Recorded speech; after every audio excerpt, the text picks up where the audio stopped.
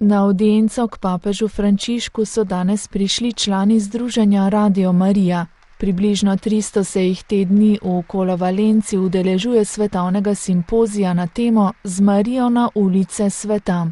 Papež jim je v govoru dejal, naj ne pozabijo, da svojim radijskim programom posredujejo nekaj dragocenega in edinstvenega, krščansko upanje. Radio Maria fino alla sua nascita.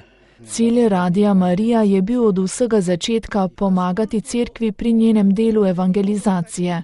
Radio Marija je to počel na svoj način, biti blizu ljudem v njihovih skrbeh in težavah z besedami tolažbe in upanja kot sad vere in solidarnosti. Po papeževih besedah je to jasen in visok cilj, ki si je znal pridobiti nenavadno pozornost in naklonjenost.